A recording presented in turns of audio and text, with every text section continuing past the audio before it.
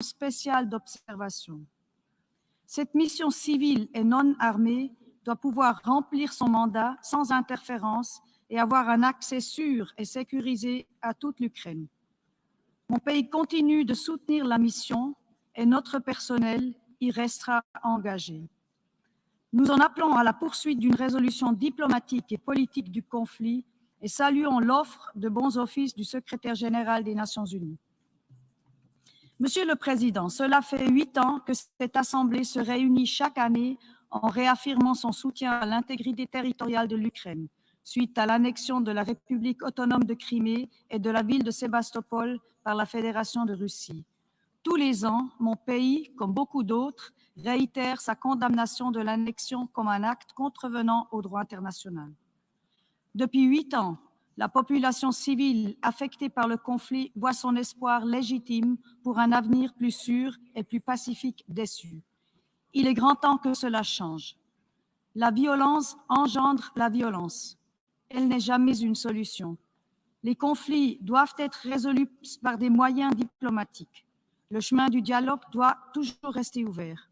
La Suisse reste à disposition pour soutenir tous les efforts dans ce sens. Je vous remercie. I thank the distinguished representative of Switzerland.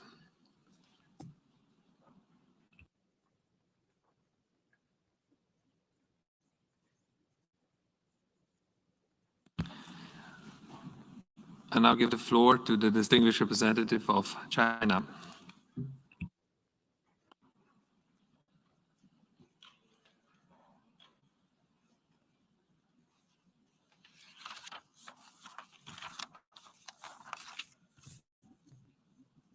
主席先生，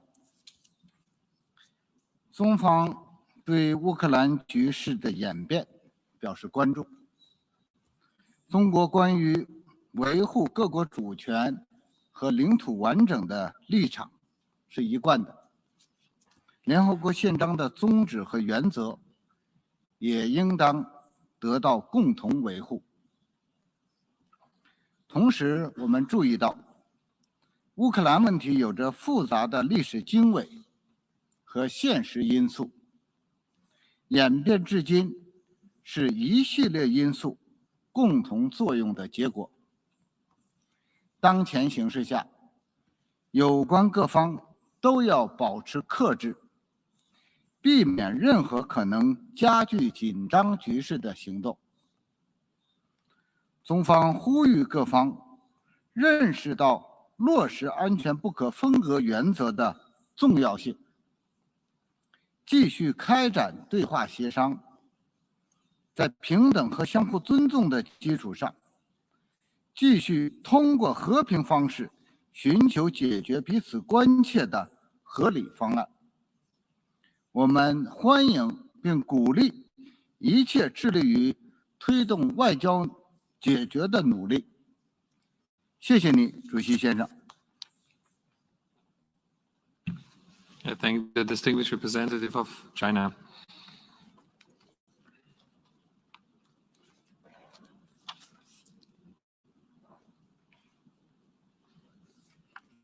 And I'll give the floor to the distinguished representative of New Zealand.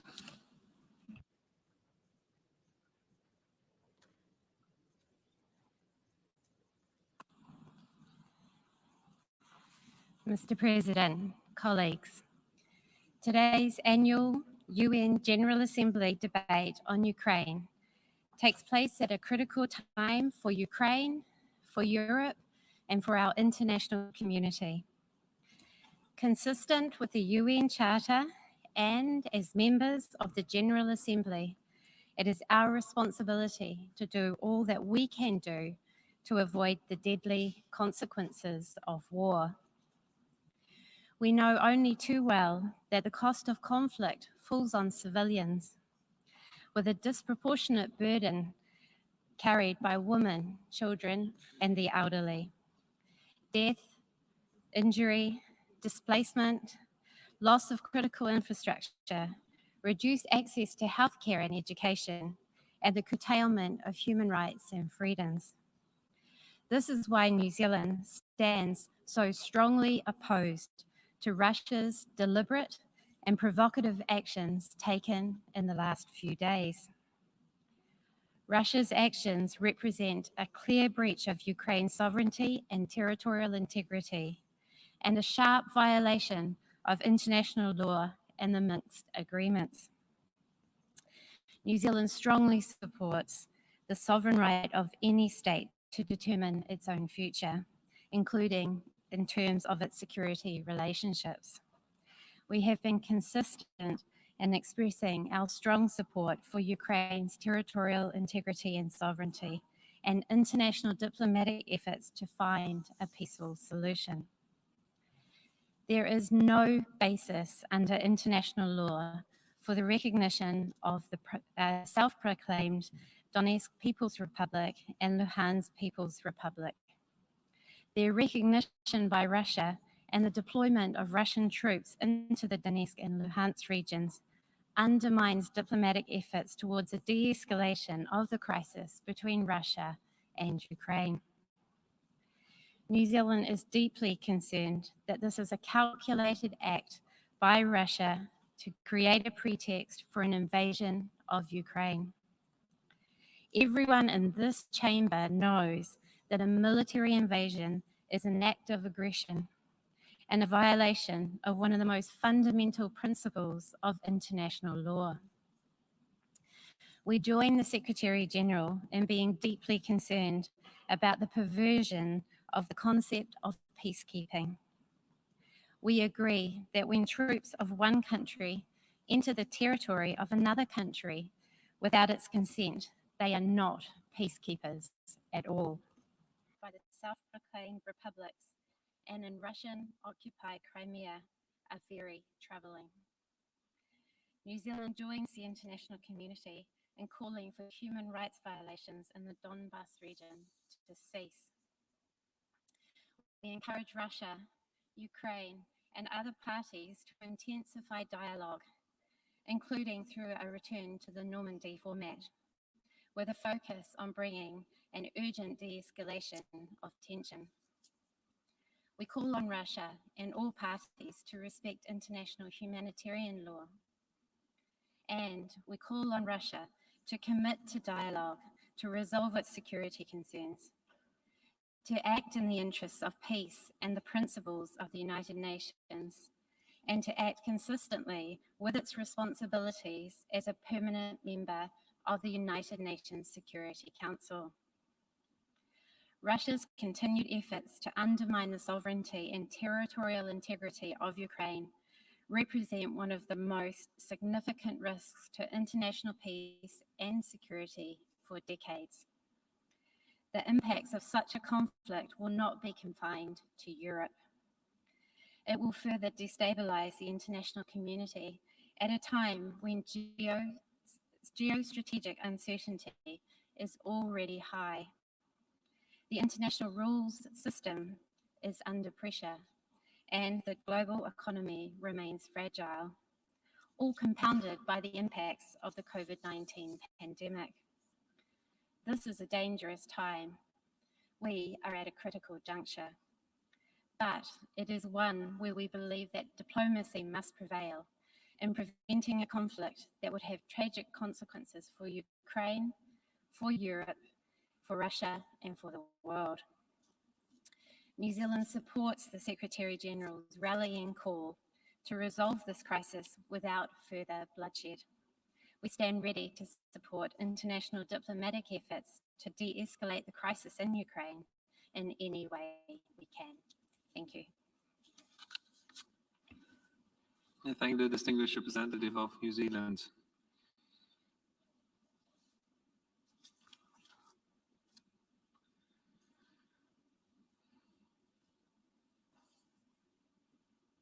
I now give the floor to the distinguished representative of Italy.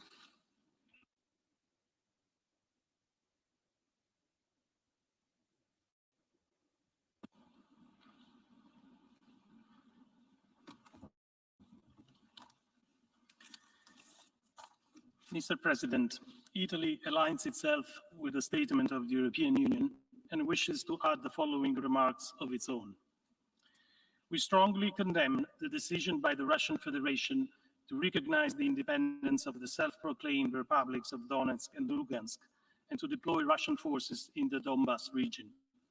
These acts are unacceptable violations of Ukraine's democratic sovereignty and territorial integrity, are inconsistent with the principles of the Charter of the United Nations, and contradict the Minsk agreements endorsed by the Security Council and of which the Russian Federation is a signatory party. The EU has already responded to these violations with additional restrictive measures, including on economic relations and trade with the non-governmental controlled areas, in the financial sphere with asset freeze of some banks and restrictions on sovereign debt, as well as against individuals and entities responsible for undermining the territorial integrity of Ukraine. In line with UN General Assembly Resolution 68/262, Italy also reaffirms its non-recognition of the illegal annexation of the Crimea Peninsula and reiterates its unwavering support and commitment to Ukraine's independence, sovereignty, and territorial integrity within its internationally recognized borders. This position has been stated by Italy also in its capacity as the current presidency of the Council of Europe. We call on Russia to reconsider its decisions to de-escalate tensions, to withdraw military forces from Ukraine's territory, and to fully abide by its international commitments. As the Secretary General, whose efforts we appreciate, pointed out yesterday and today, we need de-escalation now, and now is the time to return to negotiations. We urge Russia to pursue dialogue on security issues through the US-Russia Strategic Stability Dialogue, the NATO-Russia Council, and the OSCE. We commend the renewed OSCE European Security Dialogue launched by the Polish OSCE chairmanship in office, and we encourage Russia to engage constructively in it. While the offer of dialogue remains standing, any further military initiative against Ukraine would trigger an additional united and firm response. Mr. President, after almost 8 years of conflict and in light of the latest developments, we are more and more concerned about the condition of the civilian population in Ukraine, which continues to bear the heaviest burden. It is of the utmost importance to provide effective and unhindered assistance to those in need, and to help preserve the economic and financial stability of Ukraine, which is being further undermined by the current crisis environment. In this regard, Italy intends to support Ukraine with an amount of around 110 million euros in aid credit and grants. Building on the support that it has provided since 2014, Italy remains committed to do its part together with European partners and in full solidarity with the Ukrainian people. Mr. President, Italy will continue to be actively engaged in close coordination with its European partners and with its allies to promote a peaceful solution to this crisis and to avert a conflict at the heart of Europe, which would have disastrous humanitarian and economic consequences. I thank you, Mr. President. I thank the distinguished representative of Italy. We have heard the last speaker in the debate on this item for this morning. We shall hear the remaining speakers at 3 p.m. today in this hall. The meeting is adjourned.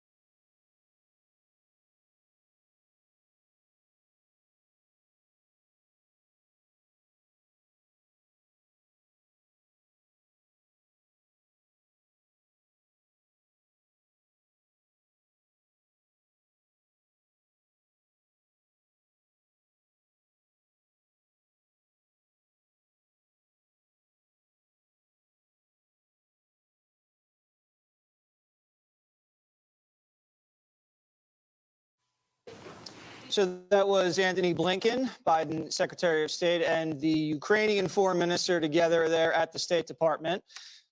Talking about sanctions, the Ukrainian Foreign Minister thanked the Americans profusely for our full diplomatic, economic, and military support of their country, and kind of hinted that there isn't full unity within Europe. The Foreign Minister said, it's one thing to condemn, but action has to follow a condemnation.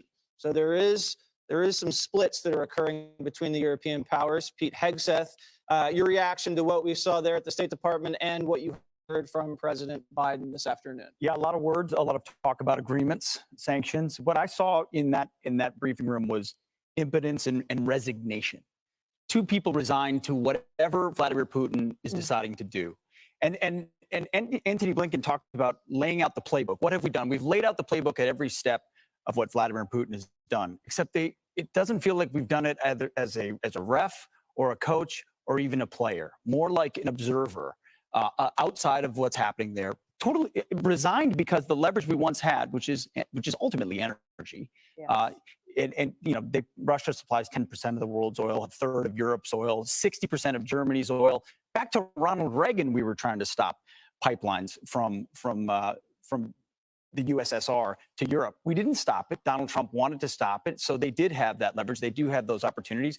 And so we're just an observer at this point. And we were talking, Dana, as we were watching, where's the pound the table moment of we will not allow this to happen? This is a challenge between what Vladimir Putin wants to do and Xi Jinping in China, a new alliance that they have, a world that they want to replace. And they want to undo what was a naive Western foreign policy consensus for quite some time, that if you liberalize and you open up to China or to Russia and allow them to provide your energy, democracy and freedom and other benefits will flow from that. Instead, autocrats like Xi Jinping in China and Vladimir Putin in Russia have enriched themselves in the hope of making Russia great again. And we're kind of on the sidelines saying, we'll do what we can, we'll ratchet up the sanctions. Do you think Vladimir Putin is concerned at this moment about a single sheet of paper or a single sanction that we've talked about so far? And that's why it all felt very impotent. And the American people are concerned about the price of gas. The president mentioned that. He said, there's going to be costs jammed up onto Russia, but those costs are also going to hit the American driver. Dana, listen to this. Defending freedom will have cost for us as well, and here at home. We need to be honest about that. But as we do this, I'm going to take robust action to make sure the pain of our sanctions is targeted at the Russian economy, not ours. Well, I don't believe that at all. But do you think he explained why we're going to be paying these costs? Well, a couple of things on this. I think the energy is the biggest story out of this, and it's just the backbone of every economy. And for so many years, we've been talking mostly about climate change and figuring out a way to get to electric vehicles. Great goal, but you can't change the law of physics, and fossil fuels are so important to economies. And now we're seeing that play out. Russia is actually probably over-dependent on oil and gas for its economy, but we are underdependent, and Europe is a disaster. And they've been told since the Reagan administration, don't make yourselves dependent. Now, what did John McCain call Russia? A gas station with nukes? Yeah, and also, but President Biden today is talking about that gas prices could go up. But let's be clear, they were already up. Okay, so we've had supply chain issues, but also there were policy decisions made by President Biden on his first day in office, amongst other things, where they're canceling oil and gas leases that make us more vulnerable to these kinds of things. And so energy is the most important thing. This is the price that countries pay when they give up energy independence. And we're seeing that play out on the world stage. A couple of things that Blinken said that might be not a pound the table moment, but what the last thing he said was, if Putin decides to escalate, so will we. Okay, but then what does that mean? Because if Putin doesn't care about sanctions, then what is the next step? Will we provide aid to any sort of insurgency? I will also point out that the foreign minister of Ukraine made it clear that the minor incursion point that President Biden made at his press conference a couple of months ago was not helpful in any way, because that has also made Europe a little bit less stable. Last thing is, something, it's just an instinct. I'm not saying I know President Putin. I had a chance to be in the room with him several times. He looks different to me. Like this, it feels like something has changed, even with the pandemic. I don't know exactly what it is, but I was just reminded that President Macron of France, when he met with him, he said something in Putin has changed. Like something, like maybe something up here, maybe something in his gut instinct, but that is kind of what we're dealing with, is a change in his strategic direction. And President Biden has said that he is going to whip Putin's butt. Martha, he's been saying it for years. He's got his number, that Putin respects him. Here's just number 3 of flashback saying, you know, there was no way Biden was ever going to back down to the guy. Listen. Putin knows if I am president of the United States, his days of tyranny and trying to intimidate the United States and those in Eastern Europe are over. I'm going to stand up to him. Okay. Has he stood up to him? Yeah, well, we'll see how that works out. It doesn't seem like Vladimir Putin is too concerned about that comment. And I just want to touch on what Dana was just saying, because earlier General Kellogg was talking about this. He said, this is not the man, meaning Putin, who I had several interactions with during the Trump administration. Something has changed in him. And when you watch, I thought a really interesting exchange between Putin and his spy chief. Okay. And the spy chief stood up basically and said, you know, yes, I support what we're doing. And he was very flustered. And Putin said, what do you mean you support what we're doing? He said, I support, you know, the entry of Luhansk and Donetsk into the Russian Federation. And he said, that's not what we're doing. They're independent. We're declaring their independence. Like, you're on the wrong page. And it just reminds me of the kind of scene that we've seen with prior dictators. Like a mob. When they start, yes, when they start to kind of lose it a little bit. And he's got all these anniversaries, the 100th anniversary tomorrow of the founding of the Soviet Union. He has said that was the saddest day of Russian history. And he wants to put this empire back together. He's, you know, 73 years old. How many more years does he have to really do this? And he senses that this is his moment. So there's a danger in the air with Putin, and that is a very difficult thing to solve with, you know, Minsk and Normandy agreements and papers, because I think he hears that and goes, whatever, throw your papers up in the air, this is what I'm doing. Yeah, I mean, we can only do so much if this guy wants to do what he wants to do, and he's got the backing of the Russian military where he has it. Let's listen to a little bit of the president earlier, Harold Ford Jr., and we just kind of get a sense of his tone. This is the beginning of a Russian invasion of Ukraine. Who in the Lord's name does Putin think gives him the right to declare new so-called countries on territory that belong to his neighbors? We still believe that Russia is poised to go much further in launching a massive military attack against Ukraine. Hope I'm wrong about that. Hope we're wrong about that. But Russia's only escalated this threat against the rest of Ukrainian territory. Russia's moved supplies of blood and medical equipment into position on their border. You don't need blood unless you plan on starting a war. So that's a major piece of intelligence that the United States has, to see that they're moving blood. I can't see why he would do that if he wasn't going in hard. So I don't differ with a lot around the table, but I have a slightly different perspective.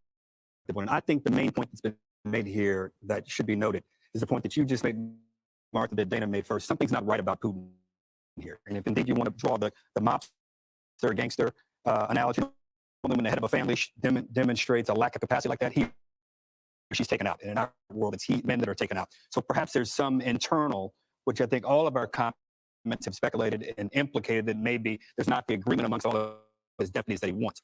Number two, there's been no nation that's come forward to demonstrate any support for what Putin is doing. There's no question he thought the way he's handled this and the way he's projected he would handle this would cause some division within NATO.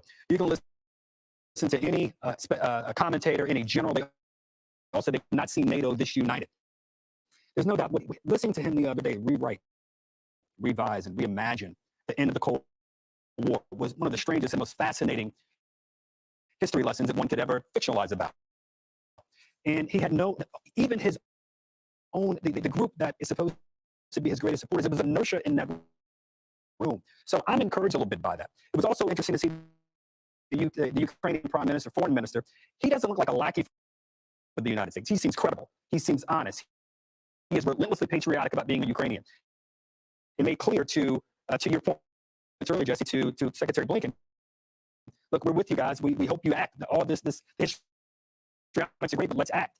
I think it's important that Blinken and the Ukrainian foreign minister continue to do these kind of press conferences. I think it sends a message to Russia, to the world, to America, to Americans alike, who I don't think we're prepared to send troops there.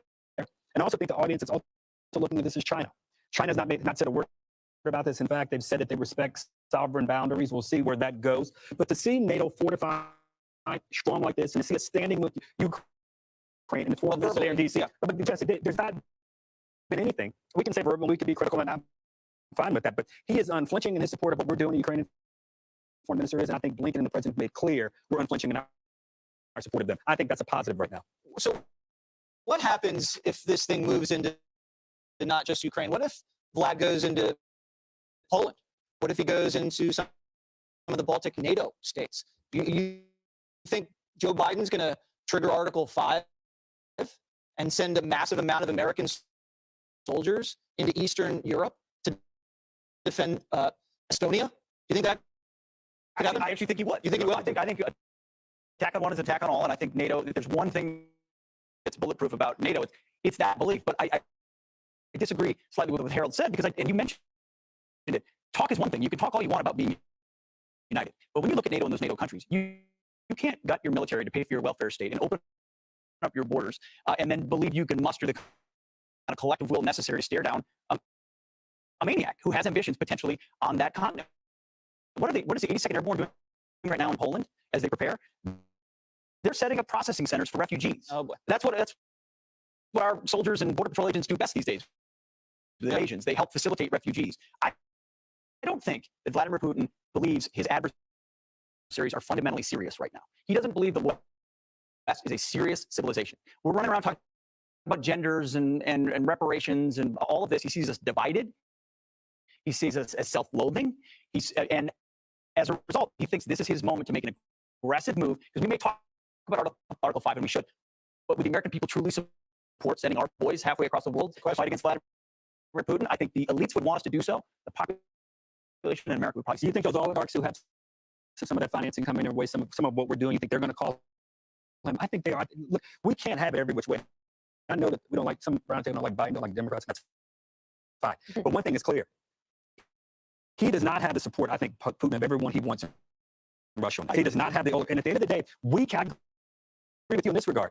We're not going to take him out with our military. It's going to be an internal thing that weakens him. And I think he's weakened by those troops on those guns. You serve. Can you imagine being in one of those bunkers right now, on one of those 190,000 troops in that cold, waiting for them to tell you you're going to go and perhaps kill Russians in Ukraine? I think this is a far more nuanced and complicated thing. And I understand our politics here, but I gotta tell you, I'm rooting for the president. I know we all are, but I'm rooting for him in a big way, and I'm rooting for Blinken as well in these conversations and showdowns. All right, Dana, would you like to say anything before we wrap it up? The other piece of news was that the foreign minister of Russia, Lavrov, was supposed to have a meeting with Blinken on Thursday. That is off because Blinken said he would only meet if there was not an invasion. Now, at 8:30 a.m. this morning, it was only an incursion. But the administration at 9:02 a.m. finally said it was an invasion, so that meeting is off. Okay, I mean, it's interesting how we've kind of moved the language. Martha, at first, as Dana said, it changed. It got more intense, and then so did the sanctions. Last night we had a certain set of sanctions just on the eastern region. Then we went a higher step. You heard the foreign minister say he expects a lot more sanctions to keep getting piled on and not give Putin a sense of, okay, this is as far as we're going to go.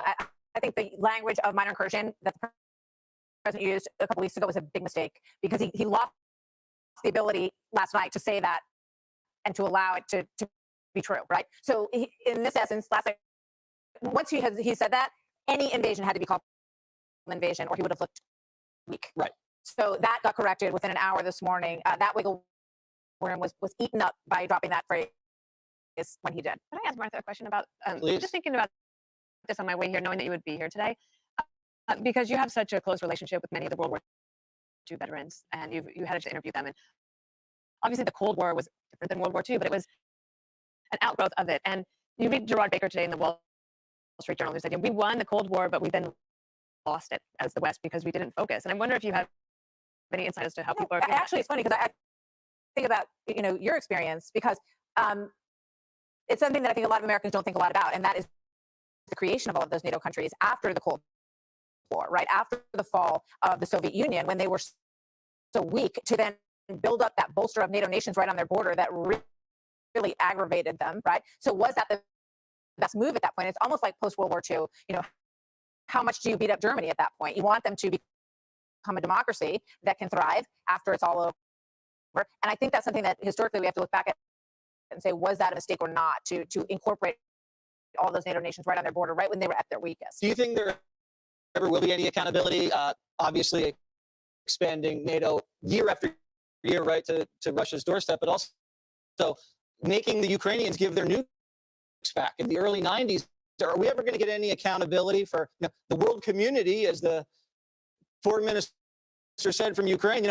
We said, yes, we'll give these back, but we expect you to get our back if we ever get invaded, and they've been invaded twice, and we have not. The world has not supported them the way they believed they would be supported. Yet another lesson that unilateral disarmament not very effective. You're surrounded by people who would like to take your land, and there's a litany of other examples where that's the case. You mentioned Libya, obviously. So when you're staring down the barrel, you talk about a guy in a trench, and what are they thinking about? I guess I'd be thinking about, it depends on what trench you're in and what part of Ukraine, because there's a lot of different. Second biggest country on the huge country with a huge amount of resources and a lot of leverage because of where the pipelines currently go. I mean, every other pipeline that